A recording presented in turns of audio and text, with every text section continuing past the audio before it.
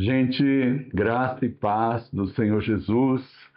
Olha, gente, se você ouvir algum barulho ainda por aqui, é porque tem uma construção no apartamento aí, sei lá, subindo aí, e tá fazendo um barulho de máquina. Talvez você não pegue nada. Se não pegar, graças a Deus. Esse barulho me deixa, como é que eu vou dizer assim, chateado, né? É muito barulho, construção. Você sabe que aqui no nosso condomínio onde eu moro, eu tenho uma vantagem, porque eu estou vendo aqui o terceiro prédio do meu grupo que está sendo construído, e depois dele, gente, eu não vou ver nenhuma construção nova, né? A não ser que eu vá lá. Mas daqui para lá eu não vejo nada. E vai ser muito bom, vai ser muito bom. Vai ficar muito valorizado esse apartamento aqui, certo? Eu tenho intenções de voltar para os Estados Unidos, mas eu não sei o que vai acontecer. Já orei a Deus, a minha, como é que vem? Minha situação está pending, né? Está pendente, eu não tenho a mínima ideia do que vai acontecer. Mas eu estou nas mãos de Deus. E nesse momento exato que você está falando comigo aqui, eu estou exatamente no centro da vontade de Deus. Esse apartamento, esse aqui é o meu escritóriozinho, e daqui que eu vou transmitindo a palavra de Deus. Merry Christmas, Feliz Natal, Feliz Navidad, né? Bien Noël, né? Bien Noël, acho que é, né? Francês. Gente, celebre o Natal. Celebre o Natal.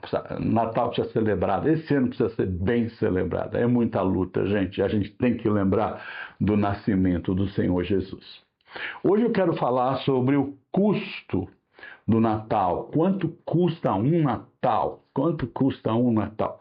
E eu vou entrar em alguns assuntos, né, que tem a ver com o Natal. No final eu finalizo com alguma coisa nesta área. Eu estou usando essa minha Bíblia do Dr. Shedd, é uma azul que eu comprei, é mais nova.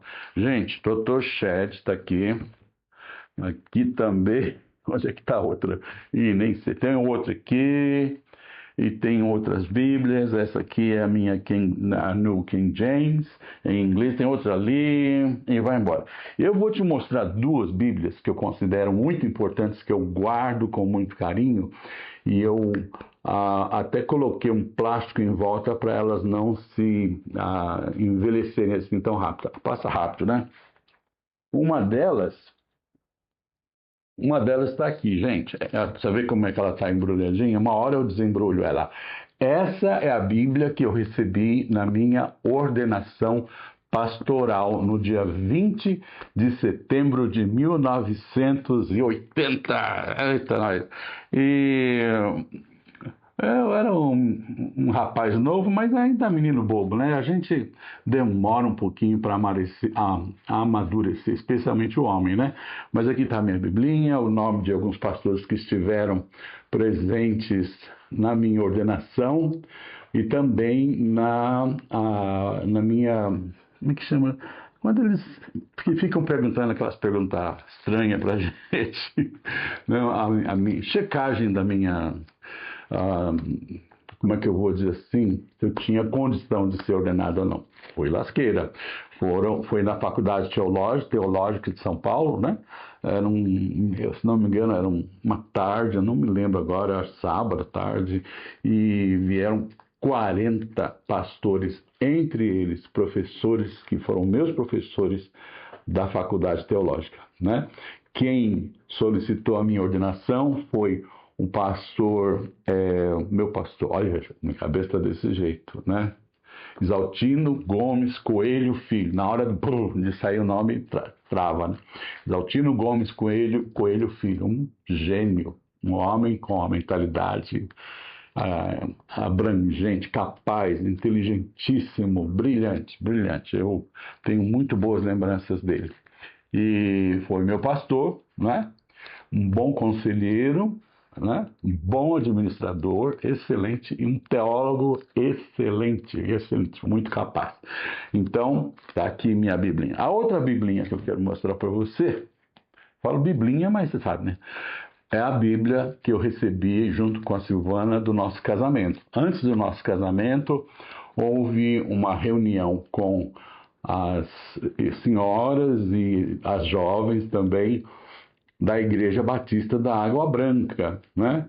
Naquela época, quem estava pastoreando era o pastor Pascoal Piragini, não é?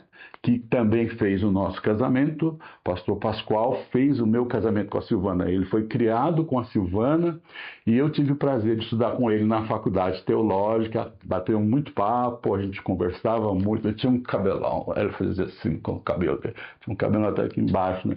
Ele é muito legal, brilhante, brilhante, inteligentíssimo.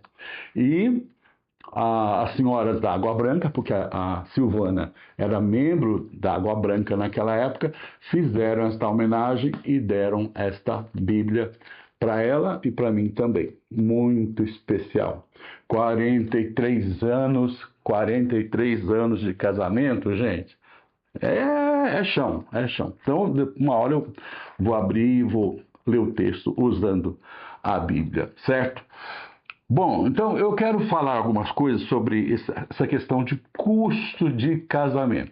Então eu botei num caderninho aqui, peguei algumas informações, está parecendo o jornalista Alexandre, não é o Moraes, é ai, meu Deus, né?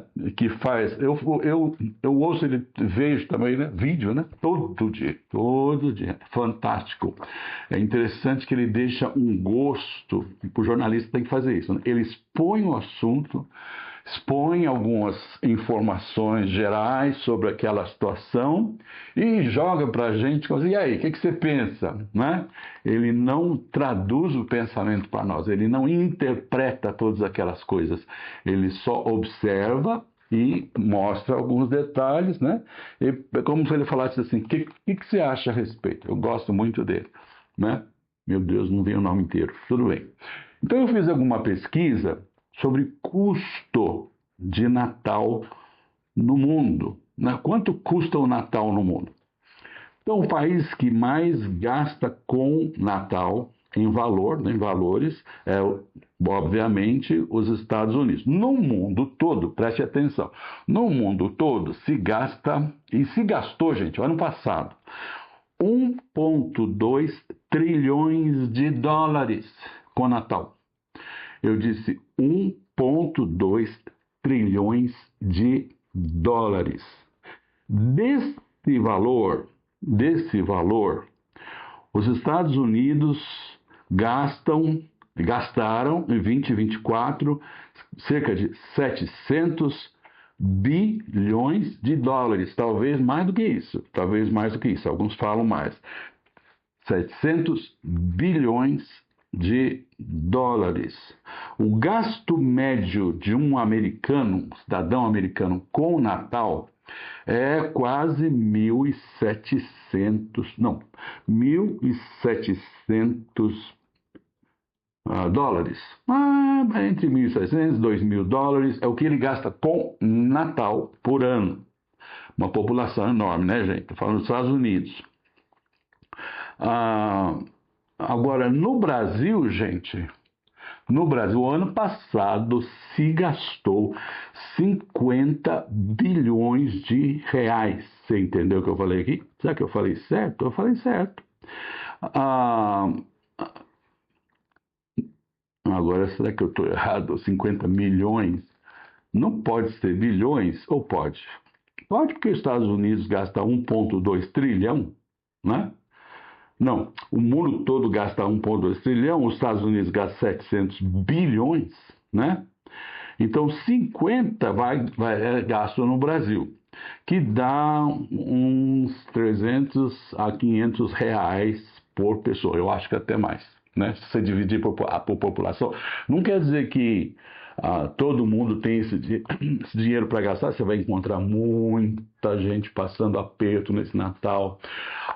O que me chama a atenção é que quando você pensa em missões, a diferença entre o que se gasta no Natal, gente, não estou falando nem incluindo o Ano Novo, o que se gasta e o que se dá de oferta para missões dói demais. Os Estados Unidos, pela graça de Deus, foi sempre o grande contribuinte para missões todo ano. Havia uma oferta especial no Natal. Eu participei dos eventos relacionados à oferta do Brasil.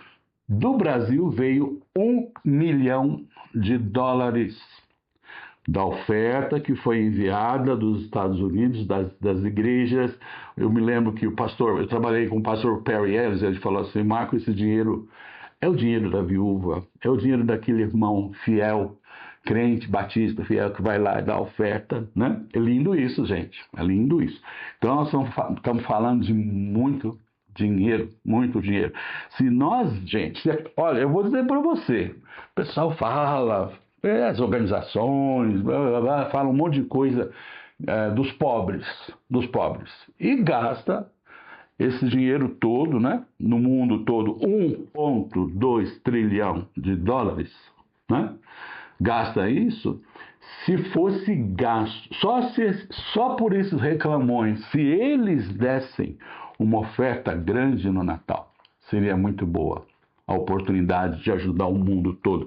A gente poderia ajudar o mundo todo, certo? Eu acho que Jesus nunca pensou, né, no valor que se gasta de Natal e se esquece dos pobres, né? Jesus nunca se esqueceu dos mais humildes. Os apóstolos, a igreja, quando começou a crescer um pouquinho, desde o início já tinha o dinheiro dos pobres. Jesus recolhia de outras pessoas dinheiro para dar para aqueles que estavam passando necessidade grande. Jesus não tinha nada, só tinha uma casinha, ele e a mãe dele, lá em Cafarnaum, que você vê quando visita lá, e nada, né, gente? Nada. Mas ele pensava nos mais pobres, né? Eu nunca deixei alguém sem comer perto de mim, sabe? Já fiz muita coisa, talvez eu fosse até assaltado, mas eu falei, não, uma vez um rapaz me parou, eu estava num evento evangélico, depois eu ia pegar um táxi, eu não sei o que eu ia fazer. Eu sei que ele falou assim: você não quer me ajudar? Nortista. Ele falou assim: eu quero ir embora. Eu não quero ficar em São Paulo, mas eu vim para trabalhar, a minha vida tá um rolo. Eu tô com saudade da minha esposa, tô com saudade dos meus filhos. E começou a chorar. Eu falei: tá bom, o que você quer agora? Ele falou: tô com fome. Eu falei: vamos embora. E eu estava indo realmente almoçar, e eu levei ele, e a gente comeu uma comida junto num bar, né, gente, por aí. E nunca tive medo de assalto, de bandido. Eu falei: você está com fome? Alguma coisa eu vou encontrar, um dinheiro eu vou encontrar. E a gente vai sentar junto, e sempre busquei sentar junto e comer, né? Não dou dinheiro assim, né? E tal. Então a gente tem que lembrar dos pobres. E Natal, gente, Christmas, é hora de lembrar dos mais necessitados, daqueles que não têm. Você não tem ideia, né? Eu vou falar para você, é que eu não tenho nada agora aqui para mostrar, talvez eu coloque depois, quando pegar essa gravação e colocar no ar, né, na internet, no ar, na internet, eu passo uma informação para você, a quem você pode ajudar, certo? A quem você pode ajudar. Mas, eu vou te falar, ou a gente ajuda como cristão, ou coloca em dúvida a nossa fé, ok? Tá bom. Não, missões, tá lá na África, aquele povo. Gente, eu ouvi uma palavra, quem me disse foi o Silvio, né? Aliás, eu peguei o livro, depois eu te mostro. Não vou mostrar hoje, não, talvez. O livro que ele me deu, traduzido em português. Ele me deu em inglês primeiro, e depois ele me deu lá nos Estados Unidos. A gente estava lá, ele me deu em inglês, e agora, recentemente, a gente se encontrou, né? Bom demais ver o Silvio e a Rose, do Meninas dos Olhos de Deus. Se você procurar aí Meninas dos Olhos de Deus, Nepal, aí você vai conhecer Silvio e Rose, pessoas, eu vou dizer para você, aquelas que esse mundo não merece, sabe? Esse mundo não merece. Tremendo. O que eu estou falando? Então, ajudar, né? gente que você pode ajudar. Muito bem. Quanto você vai gastar de Natal esse ano? Você está reclamando que você não tem dinheiro para comprar presente, que você não tem dinheiro para gastar em A, B, C. Compra uma lembrança singela, pequena, dá uma oferta missionária. Ideia, né? Dá uma oferta missionária. A gente não pode falhar com os missionários. O mundo tem falhado com missões. E me entristeço com isso. Muito bem. Que texto que eu estou relacionando essa questão de custo de Natal? Então, eu estou com a minha biblinha aqui, do Dr. Shedd. Eu vou ler para você o que está em Mateus, capítulo 2, a partir do verso 16. Mateus 2, 16. São poucos versículos. Esse é um texto que eu não me lembro, talvez alguém já tenha falado, pregado sobre isso. A matança dos inocentes, a gente passa por cima. E eu resolvi dar uma paradinha nesse texto para a gente comentar alguma coisa sobre o que eu estou falando hoje, né? O preço do Natal. Então, o primeiro Natal foi muito custoso. Não era exatamente no Natal, né? Porque fazendo as contas, gente, aqui da matança dos inocentes, Herodes, chamado o Grande, tá? E ele fez essa matança, indo ao contrário, porque você sabe, Jesus provavelmente nasceu no ano 4 antes de Cristo, certo? Nós estamos agora nessa época que Herodes desconfiou que deu aquela desconfiada, tal. Ele encontrou deixa eu lembrar agora, os magos, né? Os astrônomos. Eles eram astrônomos. Eles não como é que fala? Designavam sorte com as estrelas, com o Sol, com a Lua, os planetas. Eles eram astrônomos. Eles estudavam o mecanismo do universo, né? E, então, houve essa situação aqui. Que ano? Ano 6. Vamos fazer a conta, né? Não, você sabe, aqui é o ano 0, certo? Daqui para frente é 1, 2, 3, 4, né? A gente considera ano 0. Para trás, então nós temos menos 1, menos 2, menos 3, menos 4. Vai fazer uma conta certa? 4. Tá certo isso, meu Deus? Eu tô 4, 5, 6, tá certo, né? Então, Jesus nasceu no ano 4, tá certo? Matemática, vamos embora. Nasceu no ano 4. No ano 6, esse evento da morte dos inocentes aconteceu. Deixa eu ler o texto aqui. Olha só. Vendo-se iludido pelos magos, porque Deus avisou aqueles homens, que o texto chama de mago, né? Enfureceu-se Herodes grandemente. Um homem mau, enfurecido, não tem coisa pior, né? Um homem que comanda e é mau, né? Não tem coisa pior. Enfureceu-se Herodes grandemente e mandou matar todos os meninos de Belém e de todos os seus arredores. Então ele direcionou seus soldados, eram soldados de Herodes. Então Herodes tinha um exército dele, para que matassem as crianças de 2 anos para baixo, conforme o tempo do qual, com precisão, se informara dos magos. Então, quando os magos encontraram Herodes, gente, Jesus já tinha nascido. E provavelmente estava nessa faixa de idade, uns 2 anos de idade. Eu tenho a impressão, deixa eu ler o resto do texto aqui. Então se cumpriu o que fora dito por intermédio do profeta Jeremias.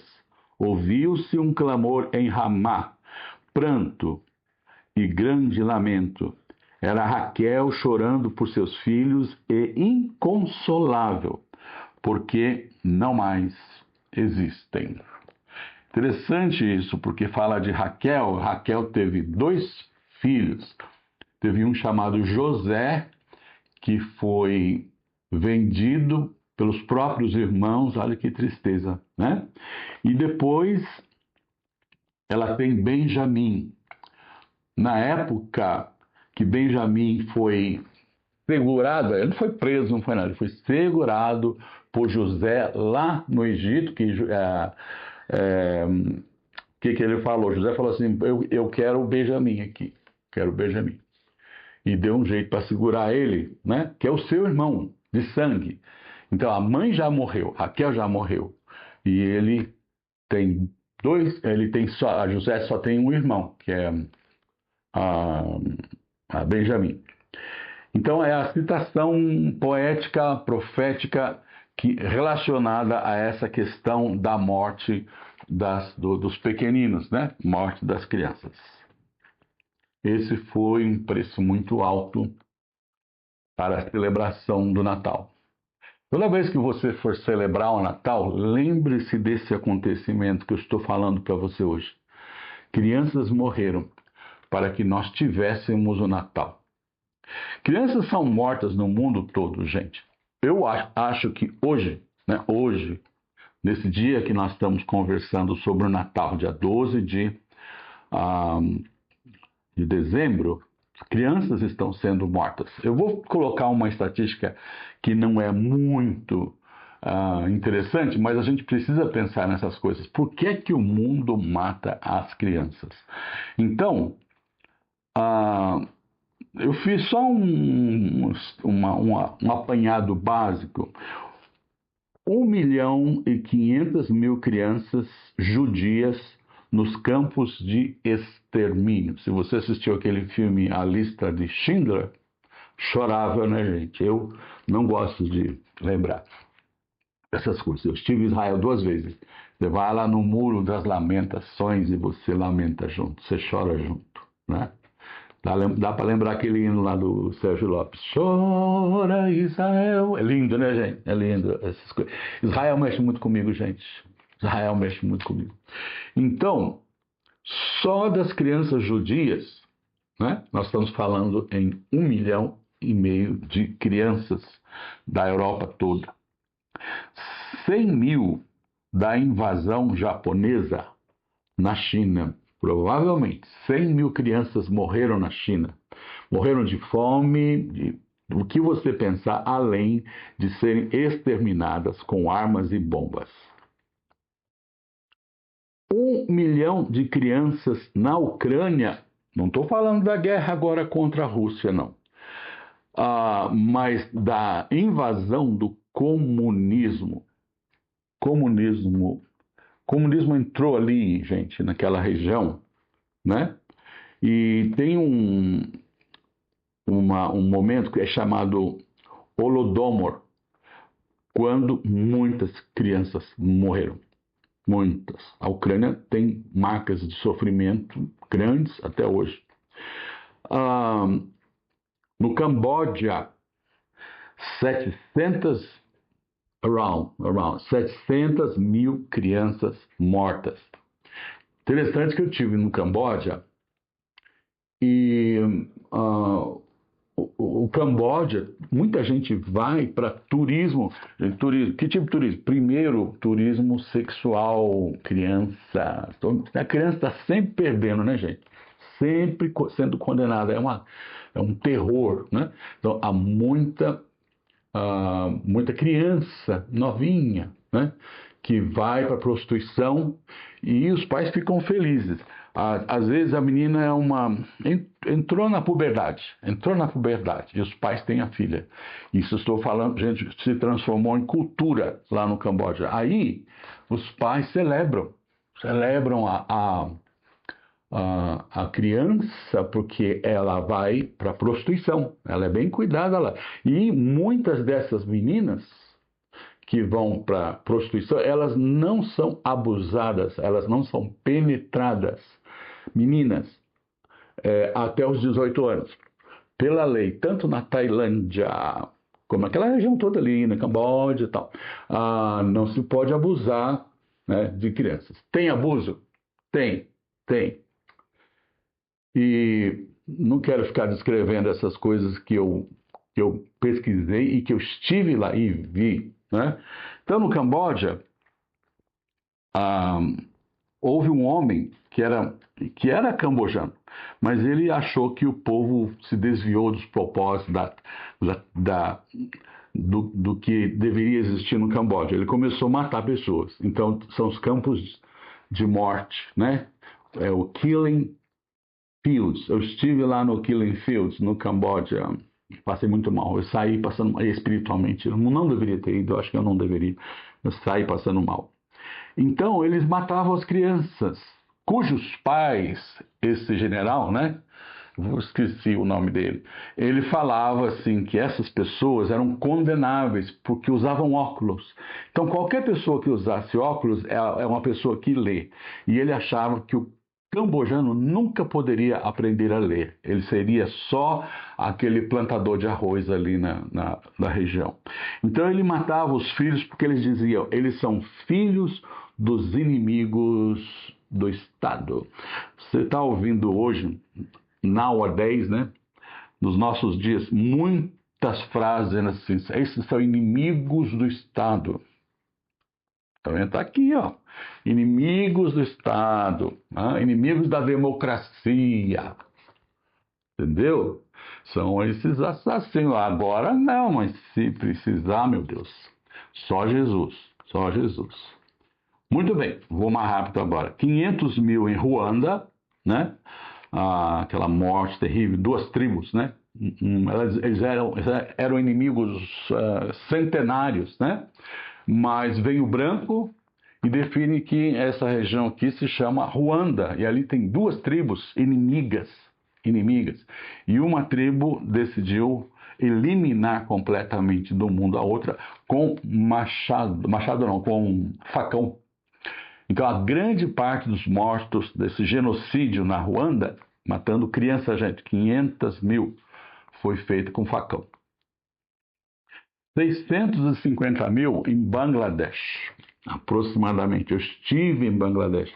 Eu estive onde os corpos eram jogados. Eles eram pegos, pessoas, as crianças, na rua, pelos paquistaneses. São tão... olha, é um negócio que não dá para entender, porque o paquistanês é muçulmano e o povo de Bangladesh completamente muçulmano. Os dois países são terrivelmente muçulmanos. Aí vem o Paquistão e diz, vamos matar esse povo, não é?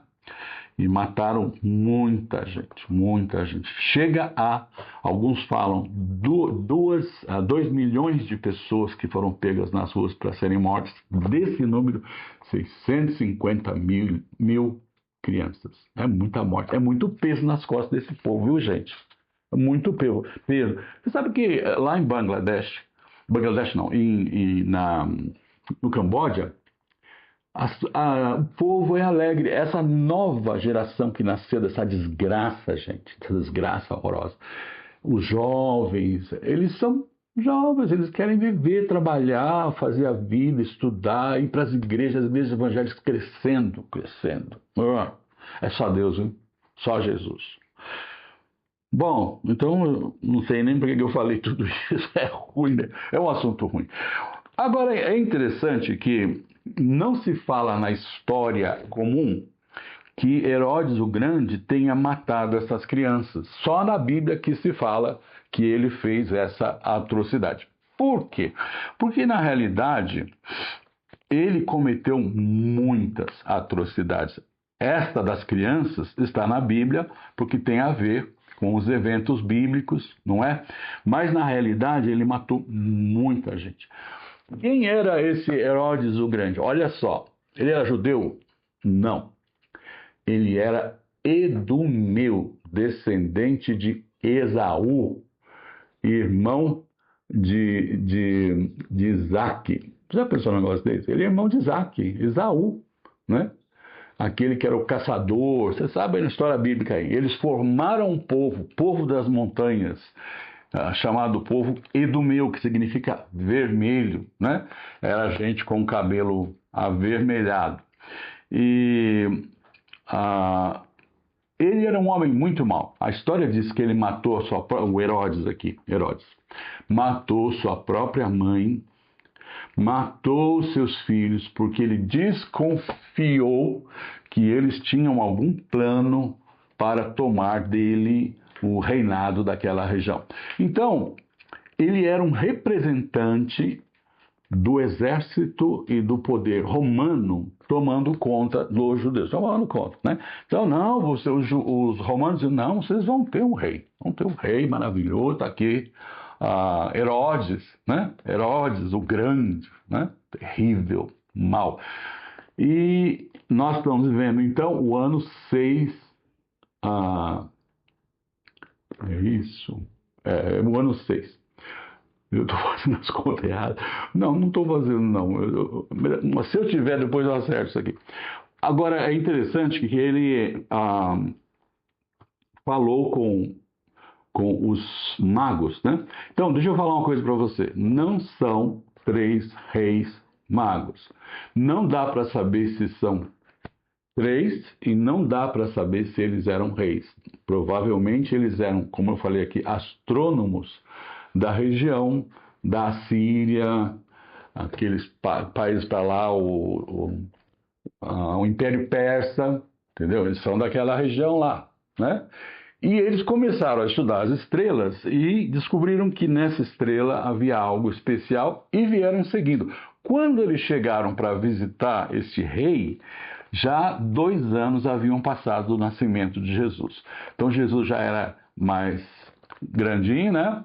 E eu tenho a impressão que a estrela os levou para outra região, não para Belém. Belém era o lugar do nascimento, mas eu não creio que eles ficaram 2 anos ali. Pode ser que ficaram, pode ser que não moravam mais na casa dos animais, não estavam mais ali. Então, quando você for fazer o seu presépio, coloca os magos, chamados 3, né, e chamados reis, você coloca eles mais distantes, eles não chegaram ainda, né? Os pastores estão lá com Jesus, nasceu, tal, os anjos adoraram, né? Aquele momento tremendo, especial, mas esses homens, eles estão 2 anos, com 2 anos de diferença, eles vão chegar lá, as coisas já são outras. Então, provavelmente, não era Belém, provavelmente, e com certeza nem aquela casinha, a manjedoura que eles tinham encontrado para colocar Jesus. Atrapalhei seu Natal, não? Né? Ele fala, não, eu vou colocar, pode colocar junto, não tem problema não, sabe? Não tem problema. Muito bem. Por que eu estou falando tudo isso hoje, gente? Eu quero só questionar algumas coisinhas e depois eu vou finalizar, né? Primeiro, às vezes vem a pergunta, por que Deus permitiu algo dessa maneira, né? Como se Deus fosse o último a ser acusado, porque como é que Deus permite um homem tão mau governar, não é? Vocês estão tendo experiência aí. Então, por que Deus permite a maldade crescer, gente? Porque o homem tem que ser julgado pelas suas ações. Alguém diz que Herodes teve uma das piores mortes que um ser humano podia presenciar de outro, né? Ver a morte do outro. Então, os que acompanharam nesse ano, esse próprio ano, o ano que ele matou essas crianças, ele teve uma morte das mais horrorosas, né?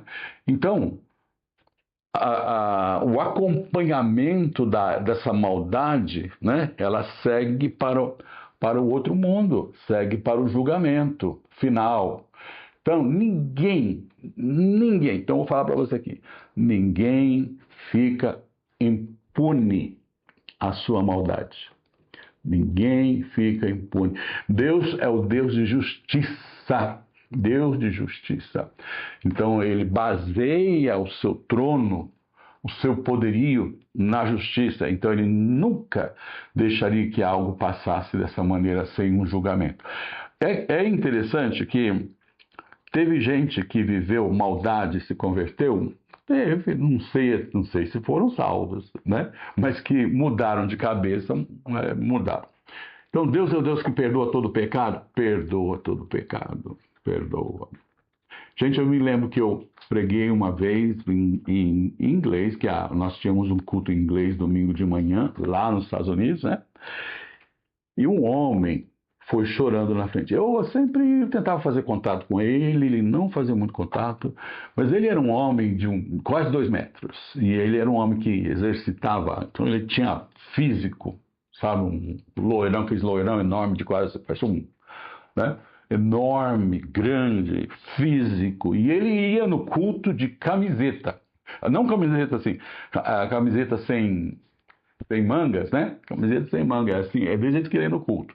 E eu ficava olhando, porque de vez em quando lá na igreja apareciam uns cabra, americano ou não, que você fala, esse cara deve ter muita coisa para contar, sabe? Ali era, o nosso bairro não era muito bem visto, não tinha os negócios ali da pesada, mas foi ali que Deus nos plantou, é ali que Deus nos plantou. Então ele foi para frente. E ele chorou, eu acho que ele chorou mais de meia hora, não sei. Ele ajoelhou, ele molhou o chão, gente, de chorar. Eu não, depois ele foi indo, foi para outra igreja, eu não sei. Ele não gostava de conversar, só me cumprimentava. E eu comecei a abraçar ele, abraçar aquele homem, sabe? E declarar salvação, não sei por onde que ele andou, mas eu sei que Jesus perdoa pecados, certo? Dos menores até aqueles que a gente não tem nem dimensão para pensar neles.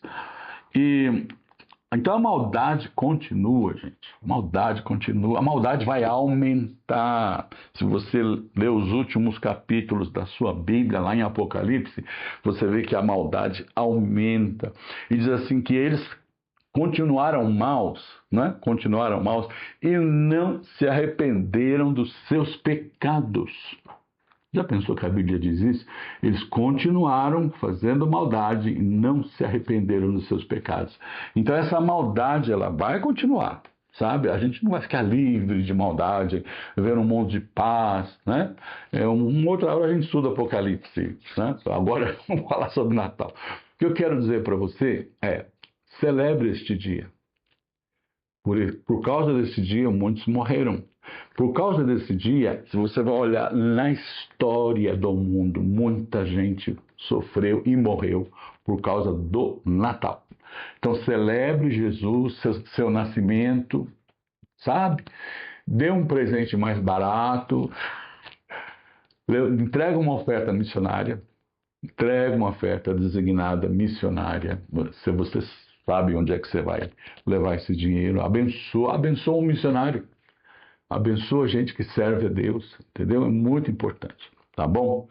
Vamos orar então? Então, hoje, estamos vivendo o dia 12, está chegando, né? E eu estou aqui para dizer Merry Christmas, Feliz Natal, vamos embora, Deus é bom. E é tão bom a gente conhecer a bondade de Deus, viver nesse mundo na maldade, não tem coisa pior. Pastor, será que ele tinha problema mental? Herodes tinha problema mental? Tinha problema de tudo quanto é lado. E tudo quanto é jeito, né? Mas escolheu a maldade. A maldade é uma escolha, gente. A maldade é uma escolha. Tá bom, vamos orar. Pai, eu te agradeço por esse dia que o Senhor nos dá. Agradeço, Senhor, por todas as tuas bênçãos. Eu intercedo agora, Senhor, por aqueles que estão passando luta, dificuldade, Senhor, financeira. Senhor, o Senhor é aquele que bate na nossa porta e que põe um pão sobre a nossa mesa. Então, Senhor, levanta-te, ó Deus, abençoa, levanta pessoas para abençoar quem está passando necessidade nesse momento, Senhor. Levanta, Senhor, o Senhor é Deus que acorda a gente na madrugada para lembrar que tem gente que tem que ser ajudada, Senhor. O Senhor pode fazer isso em nome de Jesus. Eu oro também por enfermidade na área aqui do ventre, essa região toda, em nome de Jesus. Eu oro pelo Henrique, meu grande discípulo, eu posso falar assim, que é filho do pastor Luiz, que ele vai estar sendo operado hoje às 5 da tarde aqui no Brasil, né, gente? Que o Senhor abençoe o Henrique, abençoa, assim, o filho do apóstolo Luiz, a apóstola Keila, que o Senhor o guarde, abençoe, dê sustento nessa cirurgia, Pai, em nome de Jesus. Senhor, eu oro também por aqueles que estão sofrendo, Senhor. Eu estou olhando aqui, estou vendo gente sofrendo, Senhor. põe a tua mão, intervém com os teus anjos, abençoa, Senhor, muda estas situações, ó Pai. Eu tenho certeza que o Senhor pode fazer isso, Pai. Atende a nossa oração. Senhor, é isso que eu oro nesta hora e agradeço, Pai, em nome de Jesus. Amém. Um abraço, meus queridos. Um abraço, Deus te abençoe. Se você quer fazer contato comigo, eu tenho um e-mail. Hoje eu estou meio confuso de contatos, né? Mas se você tem o meu WhatsApp, manda para o meu WhatsApp, né? Se você quer mandar para o meu e-mail, né? É Pastor Van Gogh. Como tá aí nos desenhos que eu faço aí, né? Pastor Van Gogh, tá? Pastor Van Gogh, @gmail.com, Gmail, tá? Tchau.